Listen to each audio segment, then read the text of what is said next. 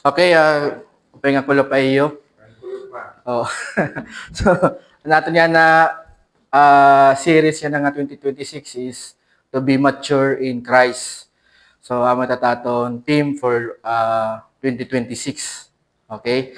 So, praying nga buligan kita ni Lord nga maging mature din kan Kristo. Kay pare mang good farmer nga na tiyagin tanom nga liso per namin tila ni gusto niya liso la ito permi. Gusto niya ito magtubo, di ba? So yan na ang kulop. Ito naton ko kano yan na usa nga first lesson naton hanaton team for 2026 na to be mature in Christ. Nakabase ni shorter catechism han Westminster. Era number 1 question. What is the chief end of man? So, matataton ko paano yan ng kulop. So, yan nataton ng scripture passage. Adi kita 1 Corinthians chapter 10, verse 31. So, actually, nakakon mga usa nga backup verses nga di na kung nagap ni Brother Renzo. Pero sige la. Basahon naton ang naton word of the Lord yan na. 1 Corinthians chapter 10, verse 31. Ginagat ko nga magkatok daw para to honor the word of God. Basahon ta, 1 Corinthians chapter 10, verse 31. So when you eat, do all with the glory of God. Okay, let us pray.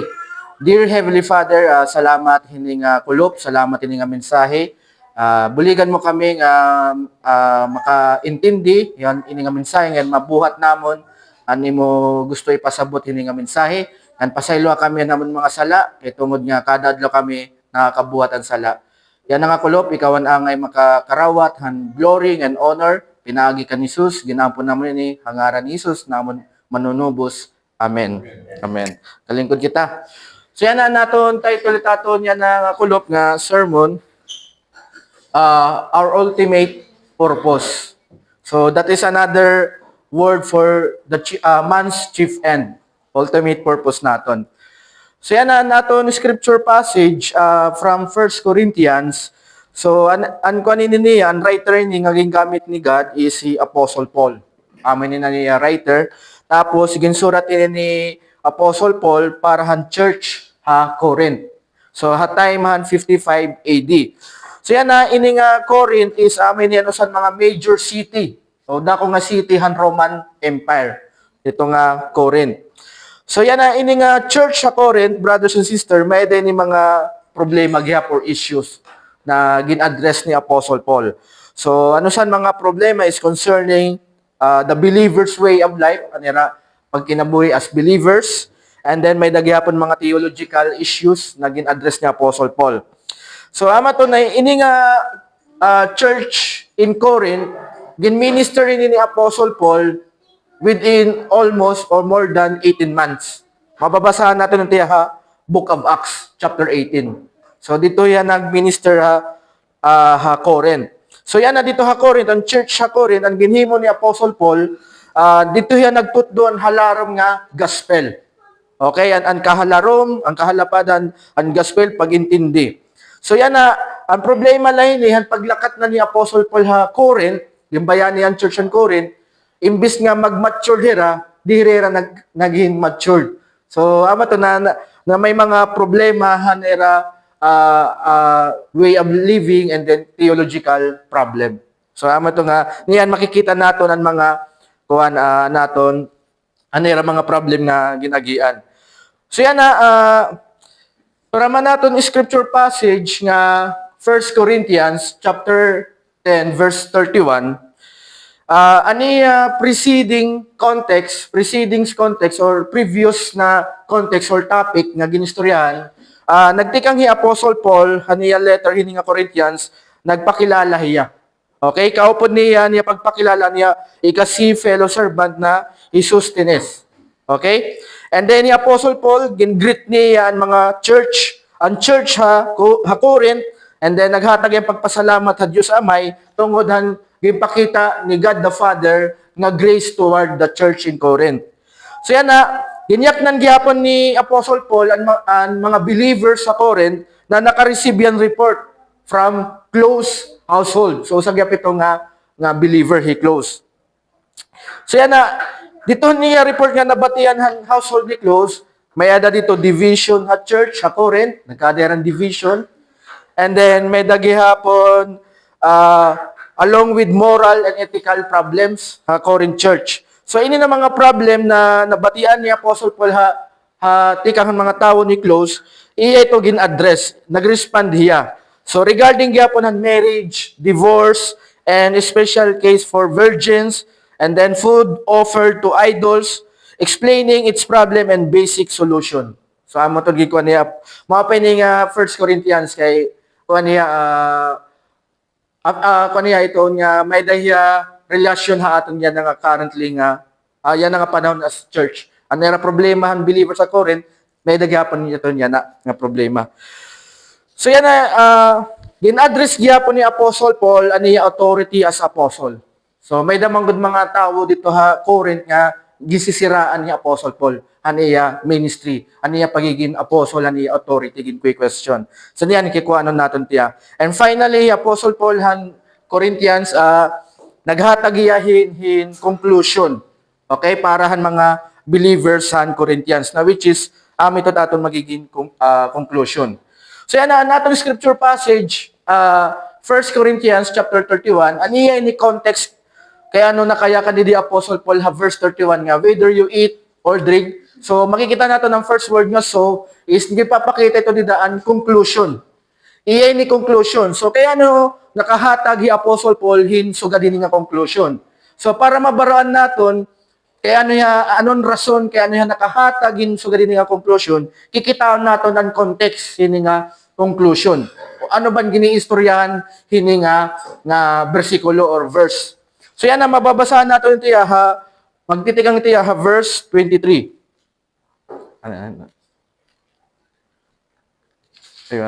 Sige din, next out. So, nasing na di, all things are lawful, but not all things are helpful. All things are lawful, but not all things build up. So, ini nga, naghatag yung Apostle Paul, haniya surat in the Corinthians, para han believers sa Corinth, naghatag yung brothers and sisters, han quotation. Aniya quotation nga ginhatag, all things are lawful. So, ini nga slogan, okay, or quotation, di kang ini Corinth. Amin yung mga slogan han mga tao ha Corinth na all things are lawful. All things are permissible. All things kuno legal.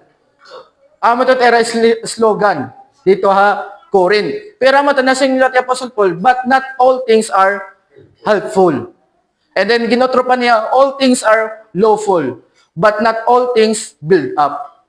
So ini nga all things are lawful, kumbaga ginkukuha ni Apostle Paul na tanan nga butang legal, tanan butang pwede buhaton. Amo tot kasabihan didto ha Corinth era slogan. Pero ito nga tanan nga butang ginkuha niya gin-distort, ginimo yung pervert. Kumbaga diri inline han kaburuton ng Ginoo. Okay? Ini nga kasibihan ere ni ginbubuhat ha maraot nga butang. Nga diri na natumanhan kaburuton han Dios. And then next verse, actually ini nga all things are lawful nakadaga ni ha chapter 6. Iyan ni otro. So correct sigyon amin nga problema han believers han church in Corinth na ini nga kasabihan dito ha era gina-apply ha era Christian life.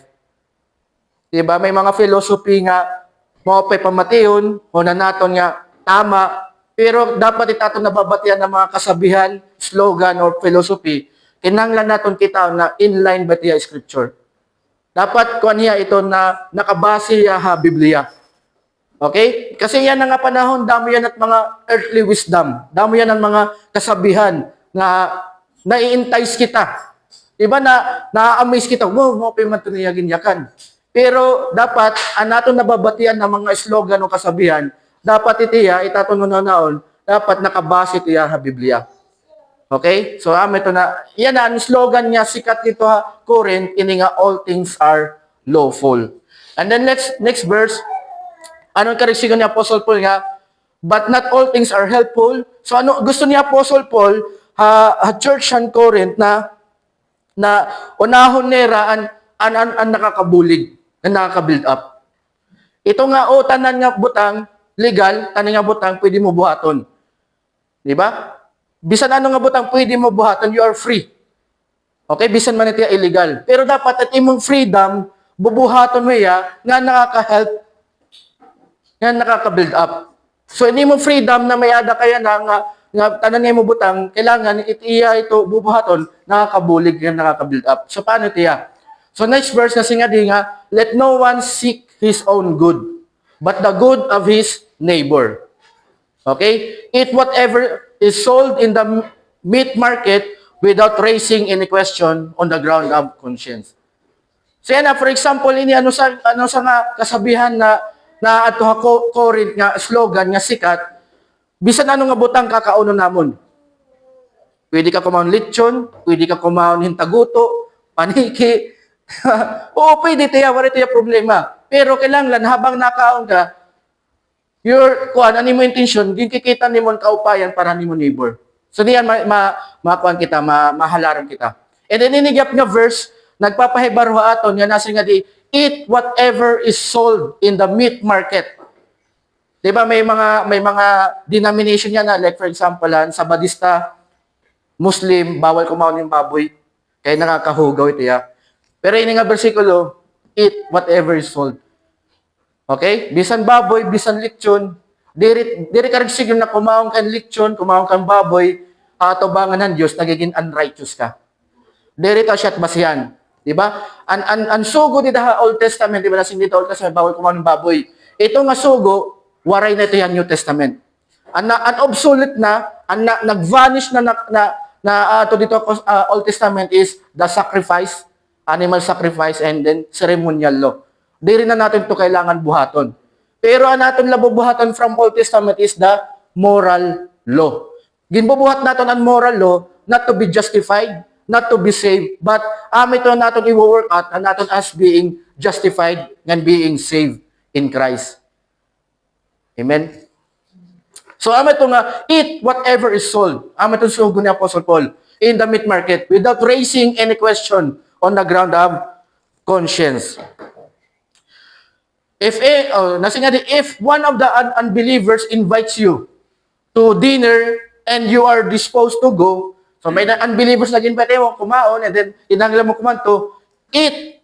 Nasa nga Apostle Paul, sugo niya, eat whatever is set before you without raising any question on the ground of question. Kung nag-invite tayo mo, di ba yan na dito Pilipinas, masisaring natin ng Roman Catholic is unbelievers. Kaya di rin manira na-accept ang true gospel, true message and scripture. So yan na usogap yan ng mga patron. Di ba? So yan na ni Apostle Paul, ang mga church believers, makikita natin na hiragyap, gini-invite unbelievers. Yan pangaon. Di ba? Pangaon. Tapos, ang sige Apostle Paul, kung ano matada dida, kauna. Pero ayaw na pagpakayana. Kaon la dida. So ano matiyak ka rin siya ganun But if someone says to you, this has been offered in sacrifice, okay, ini nga pagkaon, gin-offer namin niya amon idol, images, then do not eat it. Anong reason kaya nung diri ka makaon? For the sake of the one who informed you. And you for the sake of conscience. Ang kanay conscience? Diri mo. Iya, ano yan? Maluya na that battery. Kuha na that, brother. Next. Brother, Yan, nalat pa ka na. Oo. Diri yan, isurat na. Diri, ikaw ba nikot mga limot? Sige. I do not mean your conscience. Diri ka makaon, diri kay tungodan mo conscience. Okay, but para niya conscience. Balik kita natong previous verse. So, kung ano nag-invite tayo mga unbeliever, di ba? If someone unbeliever, in-invite ka niyang pangaon, itong context, di ba? Tapos nagyakan hiyay mo itong unbeliever na ini nga pagkaon, gin-offer naman niya amon Diyos. Okay? Mga idols, rebulto. So yan na, ayaw pagkaon, para iya. Di ba? Kaya ano? Kasi gusto mo yung pahibaraw na ikaw, na ipapakita mo yung niyo Diyos, direct inod nga Diyos, na angay mag-offer. Okay? Pero ama to nasi nga Apostle Paul previous verse, kung ano maging handa dida, kaon ayon na pagpakana. Diba? So yan na kung bagayan, for example, mamamatron kita, diri sa lahat pamatron. So pag gin-invite yung pangalan, ayaw pagpakana, ano, gin-offer niya rebulto, ayaw. For dida. Pero kung yak ng kangani, diba? Yak ng kangani, kaya nasi nga di, if someone says to you, this has been offered in sacrifice, ayaw pagkaon. For the sake nga gintutot doon mo ya, kung ano't sakto. Kang kanay conscience. Conscience. I do not mean your conscience. But his. For why should my liberty be determined by someone else's conscience? So maaram kita kasi, it pagiging matadong ha Diyos, diri tungod at pagkaon. It pagiging matadong ha Diyos, pagkarawat, kung ano person ng work ni Christ o the true gospel. Diba? So it pagkakaon, bisan anong abutang, diri tayo nakakahugaw. And maaram kita nga nira Diyos, diri tinoon nga Diyos. Okay? So ito nga reason na kukuha naton regarding hinina kuha na sacrifices na gin-offer. So yan nasa nga din nga, whether you eat or drink, okay, or whatever, ini nga aton scripture passage, action ini, eat, drink, and do. Aton action. So yan ang aton action, kinanglan, itiya ngangadtuan is to the glory of God. So start na kita eat or drink. Actually, naging start na kita kanina. So regarding an eat and drink, within the 1 Corinthians writing ni Apostle Paul, gin-discuss niya regarding an food sacrifice to idols. Okay? So diri sala pagkaon pagkaon ito nga ginhanda. Diba? Diri tiya sala. Pero kung yak nang kangani nga, gin-offer namin tiya for the sake at iya conscience, diri ka makaon. Diba? Maaram kita nga, kira naghanday ram pagkaon, kay tungod iti Diyos. Pero diri sala nga makaon kay to. Maaram kita nga, tungod dito nga pagkaon, diri ito nakakahugaw ato bangan ng Diyos, dilot iti yan nakakamatado nga aton. Yan, kikita natin verse. So, nasing na diha, 1 Corinthians chapter 8, verse 1, now concerning food offered to idols. Sa amin yung mga problemahan ang church in Corinth. Concerning ini nga food, na diri kami tumakaon, madalat nakaon. Diba? Mga amin ito problema. We know that all of us possess knowledge. O sa ng mga slogan, Corinth. All of us possess knowledge. This knowledge puffs up, but love builds up. So diri na abo yung good Apostle Paul nga slogan nera about knowledge. Ano yung po siya? Believers or church in Corinth is love. Love to magigugmay hera kada usa. And then verse 4, therefore, as to the eating of food offered to idols, we know that an idol has no real existence. Diri ko dito tinuod. And that there is no God but one. Maaram kita nga usalan Diyos. Okay? For although there may be so-called gods in heaven or on earth, as indeed there are many gods and many lords. Okay? Yet for us, the believers, the church, there is one God. Maaram kita. The Father, from whom are all things and for whom we exist. And one Lord, Jesus Christ, through whom are all things and through whom we exist. So makikita natin, trivial lahat Trinity nga gikuha ni Apostle Paul, masigwil lang kita kadali regarding a Trinity. Apostle Paul itiya pag tutduhin Trinity ha Bible within the first century nga believers nga church is iya gin tutudduhan ang Trinity nga ang distinct person ng Father nga ng Son. Kasi kung aniya ginahatag nga title toward the God the Father, the person of the Father is God. And then ang title na iya ginahatag nga Son is Lord Jesus. Para diri ma-confuse an first century nga believers na bangin kung pares gyapon title bangin hunaw nera nga kung God gyapon ibubutang nga di hunaw nera nga an Father nga ni Jesus usa lang nga person. So para diri ma-confuse nga ibay nira nga na person, distinct person here an Father nga ni Jesus Christ, iya gintagaan distinct luat nga title. Na pero ito nga title is ginpo-point na dito is divine title gihap. Okay? So yan amin niya, balik kita natin kuan, amin nga kuan naton na ang pagkaon na gin-offer ha idols. So verse 9 na singa di, however, not all possess this knowledge, but some through former association with idols, so diri tanan ng mga believers an Corinth nakakaintindi. Kaya't iba na stumble, weak, immature pa tira pagtuo, itira pag kinabuhi din kang Kristo. Kay tungod ang nira former association with idols, eat food as really offered to an idol.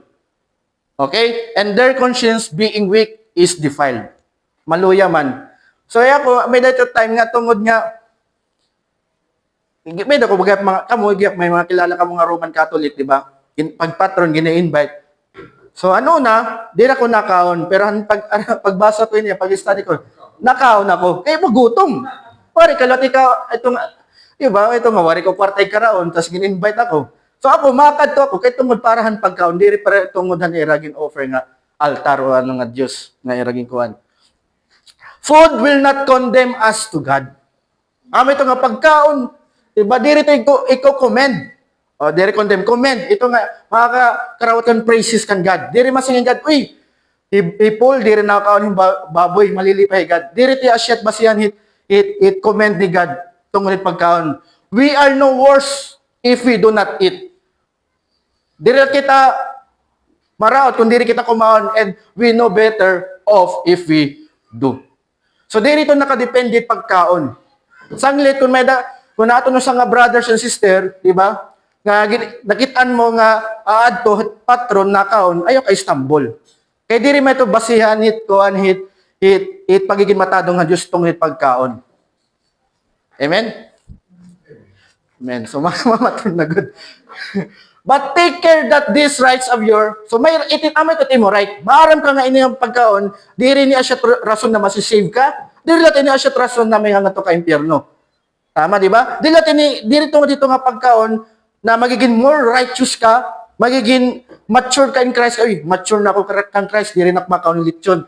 Diri to asya basihan it pagiging mature in Christ. Okay? But may dala ko ni Apostle Paul, may dala warning regarding church within the Corinth.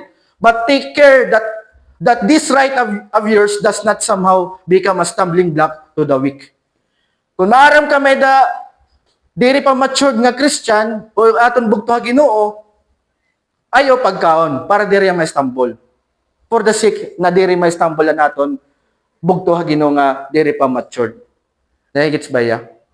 So diri ka makaon ang reason para diri may stumble ang naton bugto Ginoo. Ang sabi pa din verse 13, therefore, if food, kung tungod din nga pagkaon, makes my brother stumble, I will never eat meat. Lest I make my brother stumble. Okay? So, ituan lang ni Apostle Paul, iti mo freedom, iti mo tanan nga butang, pwede mo kaonan, pero taton kahinaan, labi na Pilipino, pagkaon. Sometimes ako kuan nga pa kito, guilty nga pa kito. Bahala ka din ako kung immature ka maniri kakaonong kini. Inakaon ni Pulin dinuguan. Di mo nasa ano ba kuno ito na kuan, di ba? Reklamo na pakyana. Dili ka kumain. Hindi mo lang kaupod ka dili ka mature. Paano man yung mga mature? Ito niyan ko kana naton, anay. Niyan basta amin niya, amin ni brothers and sister, ita niya na di BCF, ayaw naton i-judge naton bugto Ginoo nga unrighteous or immature basil at pagkaon. Diri ta siya basihan. Nga amo gyapon ang problema han church in Corinth. Amo ito no sa nga division. Nagkakadayran division. May nakaon hing karne, may dalawat diri. Di ba? Kaya influence gyapon Jewish. Okay? Influence ani balata niya yan nga panahon damo na kung kilala ng mga Pilipino nga napaka-Jewish. Na ginuhold nila ang Old Testament. Gina-apply nila ang Old Testament nga out of context. Pero diri ka resigyon, kung di ka nakaon yung baboy, diri ka resigyon na you are mature, you are righteous. May nag-apiyan mga Christian. Pero para mature. Masaya nailos na kaya kami. Oo. Kaya, pag patron, Ano ito na siya ay tagbalik ka? Tigil o pwede ko eh. Hindi naman nila. Tigil pa yung chitin. Ang mga tikwet mo. Kaya naganda. Para ito. Era. Lord. Oo. Era. Idols. Oo. So, ito pa Christian. Hindi rin talaga matron. Oo. Pero ama to nga, ini na mga Christian nga, di rin nala namamatron kay itera pagkabaro nga suga dito. Oo, di ba ami to? Oo, ito nga pagkaon gin-offer para nera. Oo, di ba? Gin-offer nera para ribulto. Dapat ini ng mga Christian nga di rin namamatron, di rin nila i-judge ang mga Christian nga namamatron. Ama to gusto i-klaro din ni Apostle Paul. Ayaw husgaha, ayaw i-judge iti mo bugto a Ginoo nga namamatron nga diri bas it pagkaon diri ito asyat basihan it pagiging mature in Christ, di ba? Being saved, being righteous, diri ito asyat basihan. Pero for the sake han mga matured, ang command ni Apostle Paul, for the sake han mga matured para mga mas matured na Christian, kung ito nga pagkaon makaka-stumble hay mo bugto a Ginoo ay nala pagkaon. So, meron na. Sorry. Hindi rin ako. Diri natin ito siya ang Bible nga mature. Actually, hiran lugod ang weak. Diba? Nasa niya natin passage, hiran lugod ang weak. It may mga panunahon nga suga dito nga ayaw pagkaon yung pagkaon in-offer baha idols. Oo. So, Christian. Katoliko. Nasa yung kat. Nasa yung pero naganda ka. Ay, patron na. Mama Mary. so amo to, di ba? Nasa nga nato previous passage, nasa ayaw na pagpakiana. Ade, Para ito nga sakto. Tapos, makaw. di man, nasa nga di, if one of the unbelievers invites you to dinner, maram nakita nga unbelievers, itiya ginsasamba nga Diyos is false God. Maram nakita dito nga hiya, itiya ginsasamba, yan na currently, Roman Catholic Mary or ano, maram kita, nga amoy to tera purpose. Pero nasa nga Apostle Paul, if one of the unbelievers invite you, the church in the Corinth, believers, to dinner and you are disposed to go, eat whatever is set before you without raising any question. Kao nala dida. Masirira. Ano tidak? Masirira. Ipat mo diliha. Akon. Kapatid. Oo. Kaon. Oo. Oo. Kaya nasa nga Apostle Paul nga, whatever is set before you, eat. Pero ayaw na pagpakayanan na. Kaya sila yung sunod niya. Oo. Pero kung ginilaw, Sabi sis kayo. oo, na this has been offered in sacrifice, ayaw pagkaon. Kay for the, pero brothers, amit yan, nga tungo dito nga niya, Hermano pa mo na. so amit yan, amit to nga Bible, gintutot na niya nga di nga, diri sala, pagkaon, patron, or ano man ito nga, pagkaon, diri tiyan nakakakusiha ay may nga ngadto ka na impyerno, okay, o diri tiya, o pagkaon ito ya, basta ni mo purpose, para pagkaon, para mabusog ka, okay? So, amo ito nga kuan niya. Pero di mo pagkakaon, kinanglang itmat kan mga immature, mga weak nga Christian. Kung amo ito na nasa nga Bible, they are weak. Okay, di rin para mature in Christ. So, amo ito nga kuan naton.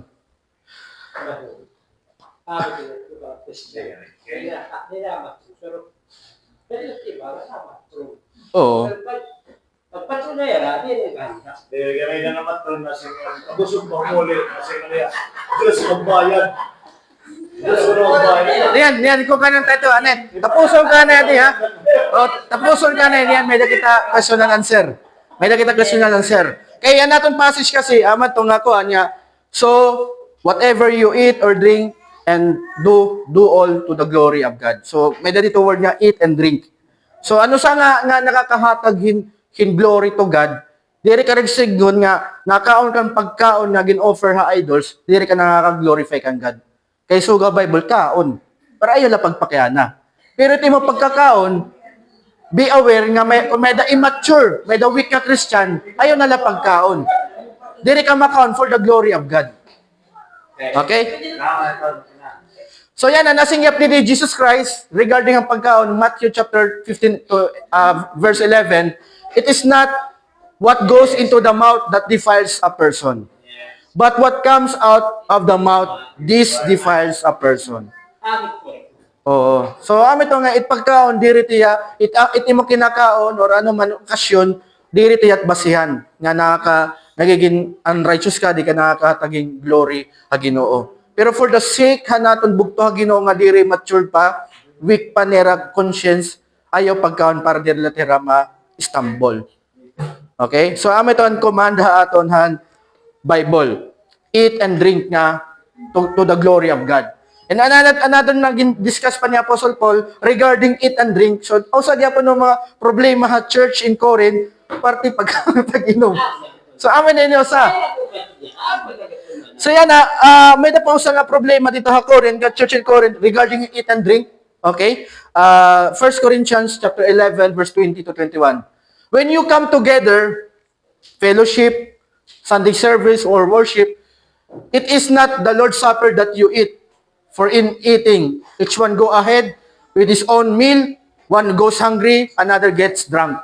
So yan, pagka nagkatitero kan ang mga believers, han Corinth, the church in Corinth, may dat iba nga nakaon na, nauuna na pagkaon, may dat iba, ipapabayan nila nga magutom ang iba, may dat iba, di dat pagkatitiro, hubog ng iba, nag-iirignom na. Di ba? Dire, ito nga, fellowship ba? Fellowship. So, kita, when you come together, the believers, the church, it is not Lord's Supper that you eat. So, dire ko no Lord's Supper nila panuyo. For in eating, each one goes ahead with his own meal. Ano ba, nauuna na? Ano ba liwat? Gutom. Ano ba liwat? Hubog na. Okay? What? Nasyak si Apostle Paul. Do you not have houses to eat and drink in? Diba? Or do you despise the church of God and humiliate those who have nothing? So, ang believers sa Corinth, ang iba nag-uuna na pagkaon, ang iba nag-iirignum na, ang iba pinapabaylan na ng gutom. So, ito nga, niragi papabayan niya magutom, do you despise the church of God and humiliate those who have nothing? So, within that community of believers, may namanggod talaga mayaman, average, di ba, may mahirap. May mga financial status. Okay? Pero ito nga, amo ka pa natatabo ha church in Corinth. Nauna nila pagkaon, di ba, nauna nila pag-inom, di pa pasagdalot nila bugto ha Ginoo nga pobre. Papabay nila nga magutom. What shall I say to you? Shall I commend, praise you in this? No, I will not. Di rin ito yung tutugutan. So then, my brothers, when you come together to eat, wait for one another. Dapat durungan ka mga ngaon. Di ba? If anyone is hungry, let him eat at home. Kung nagugutom ka na, kung di ka nakakaula tayo iba, uli anay ang kaundit pa iyo. Di ba? So, that when you come together, it will not be for judgment. Ang purpose ito, para diri ka hukman. Grabe man brother Paul. Nag-una-una pagkaon, wala yan mulatan iba. Nagiging judgment lugod. Yan, kung ginugutom ka na good, halagaw sa anay, ikaw nanay gadto. Di ba? Oo, ikaw nanay. Para wala judgment. Ang pagkatitirok naton. About the other things, I will give direction when I come. So, wala niya ipadayo na iba pa nga butang. Okay? Pagkanto na lang niya ako rin. Okay? So, sayang. So, yan na. Whoever therefore eats the bread or drinks the cup of the Lord in unworthy manner. So, ito nga kuha niya, ini nga verse, ginkuha na ito ni Apostle Paul nga pag mga ngaon, durungan. Pag may nakita fellowship or celebration, bring and share. Ayaw pagdaring pagkaw na para lahi mo, diba? Bring and share. Kaya iti mo na nun, anak kong bugto Ginoo, bangin waray nira dara nga pagkaon, bangin at least may mga kaon ba nga tanan. Para sa ba dito ha Book of Acts, di ba na nagkatitiro ng mga believers. Di ba? Di share para waray magutom nga iba nga bugto ha Ginoo. Ito nga fellowship. Pero ang problema pa ko rin, mga believers nagkakanya-kanya na. Di ba? Pinapasagdan na nila, despise ang mga brothers nila nga kablas. Di ba? He despise the church. Bisan ito ka-bless nga brothers, remember that is also that part of the church of God. Okay? So yan na, another last nga eating and drinking din the Bible nga gikuha ni Apostle Paul is regarding hand communion. Okay? So whoever therefore eats the bread or drinks the cup of the Lord in unworthy manner will be guilty concerning the body and blood of the Lord. So yan na, kung diri sakto ni mo manner pag take hand communion, you did not give glory to God in your eating and drink.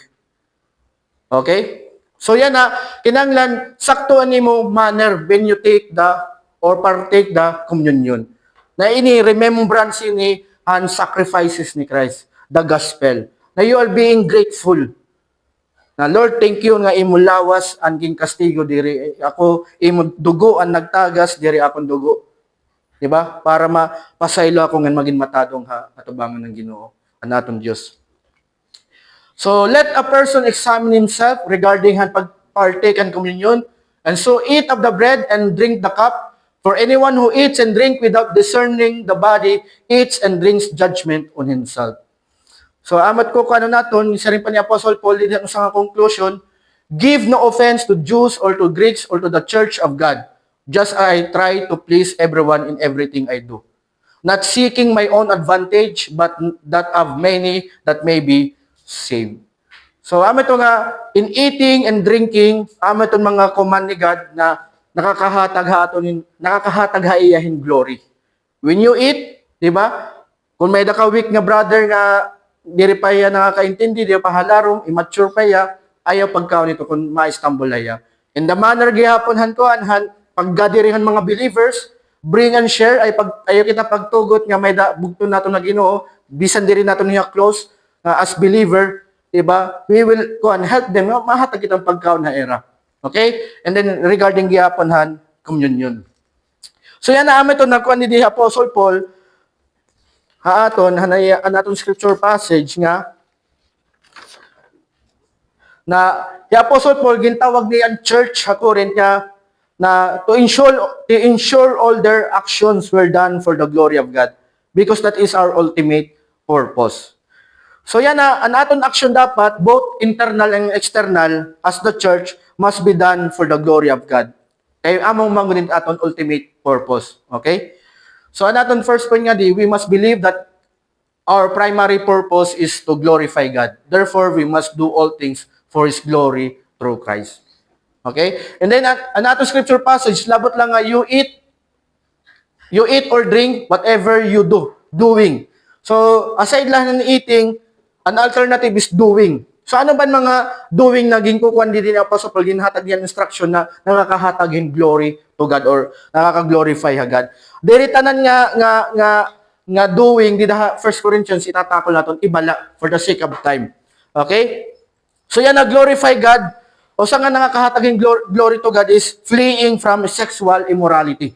So amo gyapon yung problema han church in Corinth. They have a sexual immorality church in Corinth. So nasa he Apostle Paul 1 Corinthians chapter 5 verse 9 to 10, I wrote to you in my letter not to associate with sexual immoral people, not at all meaning the sexual immoral of this world, or the greedy and swindlers, or idolaters, since then you would need to go out of the world. So ang gusto lang ni Apostle Paul nga associate, ayo kita pag as believer, ginko-command niyan believers Corinth na diri makig-associate, makig-fellowship hini na mga klase na mga tao. Sexual immoral, okay? Greedy, swindlers, idolaters. Amo tiya command church in Corinth. Na diri kita makig-associate, diri kita makig-fellowship ita era. But now I am writing to you not to associate with anyone who bears the name of the brother if he is guilty of sexual immorality or greed, or is an idolater, reviler, drunkard, or swindler, not even to eat with such one. Okay? So, ito tungkol niya, ito nga command ni Apostle Paul. Church in Corinth, na do not be associate. Bisa nga ni pakikaw nila, fellowship ng mga klase ng mga tao. Nasipin nga din, or do you not know that the unrighteous will not inherit the kingdom of God? Do not be deceived. Neither the sexual immoral, nor idolaters, nor adulterers, or men who practice homosexuality, nor thieves, nor the greedy, nor drunkards, nor revilers, nor swindlers will inherit the kingdom of God. So ini amin inusan mga problem within the church of the Corinth. Diba? They associate with the unbelievers na mga sulit nga tao.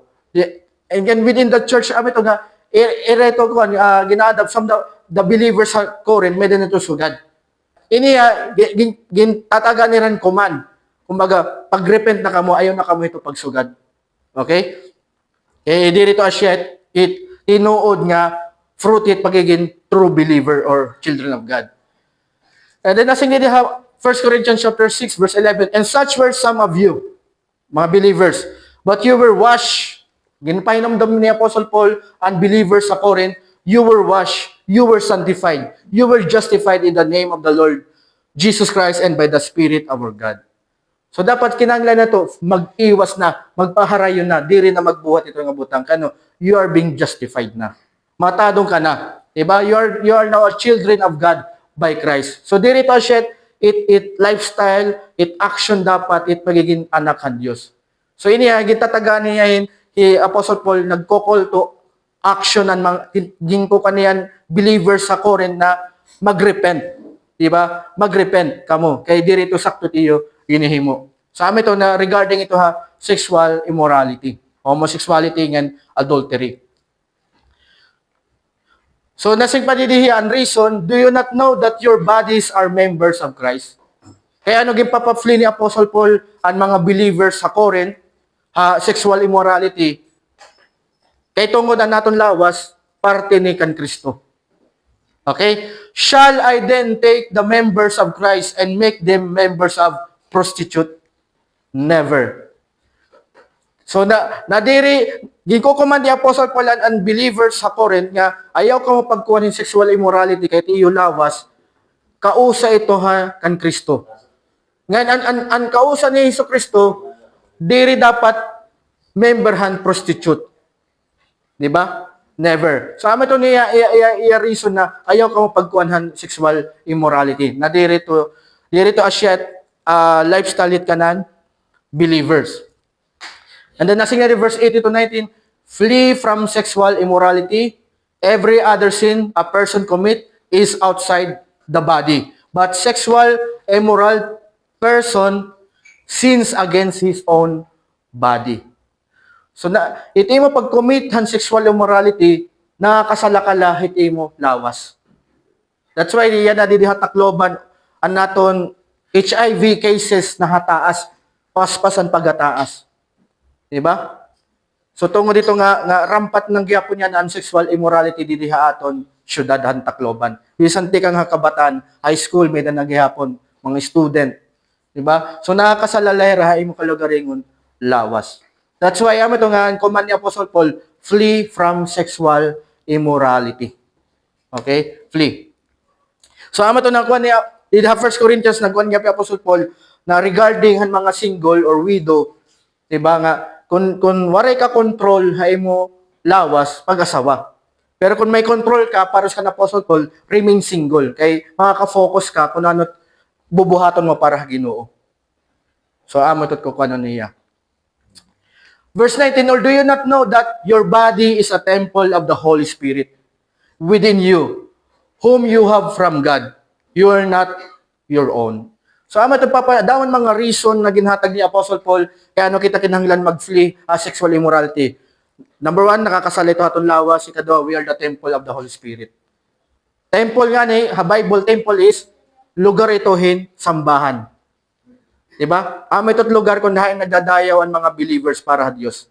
So, yan na, itimo lawas is the temple of the Holy Spirit. Okay? So, ini nga writing ni Apostle Paul is not to condemn the believers in Corinth, but to call them to action nga magrepent. Diri raging ko condemn. Diri nga diri ka tinuod nga believers impierno ka na kay nagsusugad kito. But ginko kaniya nga magrepent kamo, ayaw kamo ito. Flee from that kind of action. So amo to fleeing from sexual immorality, nakakahatag hin glory to God, and then nakakahatag kagyaping glory to God is through your wealth. Hingin ko na niya Brother Enzo kanina. So yan na, now concerning the collection for the saints, as I directed the churches of Galatia, so you also are to do. On the first day of every week, each of you is to put something aside and store it up, as he may prosper, so that there will be no collecting when I come. And I arrive, I will send those whom you accredited by letter to carry your gift to Jerusalem. So we can give glory to God through our wealth, material things na may ada kita.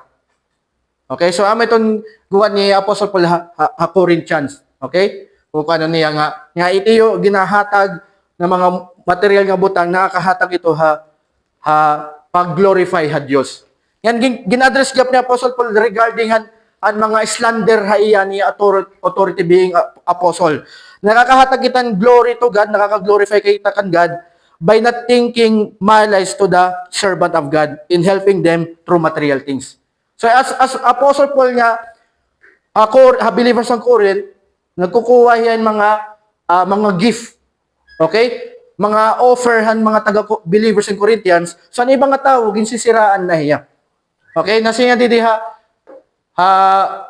chapter 9, verses 11 to 12, if we have sown spiritually things among you, is it too much if we reap material things from you? Okay? Kung hiya nagsohiyahin in spiritual things, di ba? Preach the gospel, nagtutduya, nagwaliya. Napaka ng rhetorical question. Is it too much if we reap material things from you? If others share this rightful claim on you, do not we even more? Kung iba nga normal na ito. Di ba, mga organization, may mga aragmot, may hatag, may monthly dues, di ba, may yearly dues. So, amin naging ko pa ni Apostle Paul, gin ko pa niya nga, may nagyapya right as being a servant, as being an apostle. Okay, nga magkulik kaya. Anong reason? Nevertheless, we have not made use of this right, but we endure anything rather than put an obstacle in the way of. So, wari na lang karautan ni Apostle Paul ang ibang mga offer, kaya tungod amin ito mindset. Mga tao ha Corinthians. So, wari, gini-injure na lang, giniilob na lang ni Apostle Paul. Giniilob na lang gutom, giniilob na lang niya, nasa yan din naging homeless gyap hiya, giniilob na lang niya ka-Korean. Nasa nga, do you not know that those who are employed in the temple service get their food from the temple? So, magpapahebro ni, kung hino man ang nagtatrabaho ha temple service, anera pagkaon hino nga nagtatrabaho, tikang gyapon ha temple. Diba? And those who serve at the altars share in sacrificial offerings. So, amaton ko ni Apostle Paul, iya depensa hit iya ministry. Kasi niya fellow nga servant. Na diri dapat ini marauton han church han Corinth or the people in Corinth na hiya nagkukuhayahin mga offering, material things. Okay? Para erap kakaunon, para latit ibaliwat na nagkikinahanglan nato na bugto ha Ginoo, offering. Para magpadayon ba ang ministry han Ginoo, ang trabaho ng Ginoo. In the same way, the Lord commanded that those who proclaim the gospel should get their living by the gospel. So, amatot ko niya nga ginko command ni Apostle Paul ang mga believers ha Corinthians, ayaw ka mo pagunahunan maraot. Kung ako nagsusugo ka iyo nga pag-offer ka mo. Ito yung karikuhan, i-share niyo. Diba, ihatag niyo. Diba, kay para ibaliwat ng churches, ito ginihimo sweldo at staff. Diba, kay kung wala ito sweldo ito nga staff, wala mapadayon pa na Ginoo. Diba, kung sikuan pa ni Apostle Paul, kung sugad kita kalibutan na okay lahat ato maghatag monthly, yearly, dapat gyapon para Ginoo diri kita mag-question or magunahunahin maraot. Diba? So amaton ko niya nga usa ito nakakahatag in glory to God is diri ka magunahunan maraot na kun ikaw nahatag ka nga ni para Ginoo. Kaya pagunaw na nga ayahay gud na naman ini pastor. Diba? Ay pagunaw ng sugad dito. Kaysa rin pa ang Ginoo, ang tanan nga na-employed ha temple service, itira kinakaunti kang gyapon na temple. Like gyapon ang ginsiring ni Brother Enzo kanina regarding the Levites. Diba? Within all the Old Testament, waray tugutan ni Lord and Levites na magtrabahon iba, kundi mag-focus sila han kanan Dios nga trabahoon. Temple service. So, gin-record niya ang ibang nga tribes, the other tribes nga, dapat maghatag ka mong tithes, Levites. Kaya amo titira pagiging source, titira pagkaon, titira pagkinabuhi. So yan, nagisusugo ito ni Apostle pala mga believers sa Corinthians na ayaw niyo pagmarauta ito nga atong practice nga suga dito. Ayaw ito niyo yung pagmarauta ito nga butang. Okay? Kung kita man, for example, kung naghahatag man kita ka ng kalibutan, di ba? So, may nagkikinahanglan nit ko, o sa nga worldly nga organization, di man kita nagka-question. Pero ama to kung parte Ginoo para makahatag kita ng glory and honor kang God, it aton pag-giving, ayaw kita pagunahunan maraot in aton giving para Ginoo. Ama to sugo ni Apostle Paul ha, Corinthians. So yan na ama to tiya depensa, and then ang reason kaya na naton kinahanglan buhaton nga tanan butang para ang glory ang Ginoo. For you were bought with a price, so glorify God in your body. Ang reason kaya no kita gintalwas ang Dios pinagi kan Jesus, ginpadara niya Jesus, tanan kita deserve impyerno, kay makasasala kita.